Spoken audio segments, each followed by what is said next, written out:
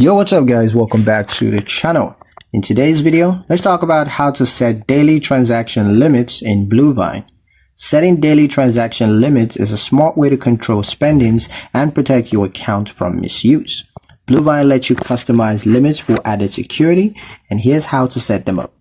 First step is to log into your Bluevine account through the app or web dashboard. From the main menu, go to settings and then choose security or card controls.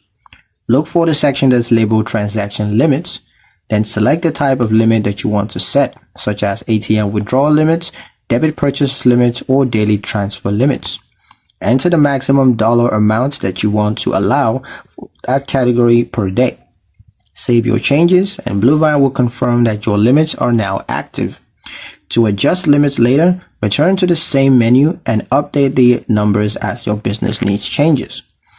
By setting limits, you can reduce risk while keeping control over your financial activity. That's pretty much it for the video, guys. Hope you liked it. Hope you found the information here useful enough. If you did, like, share, and subscribe for more helpful tutorials. Thank you guys for watching, and I'll see you in the next one.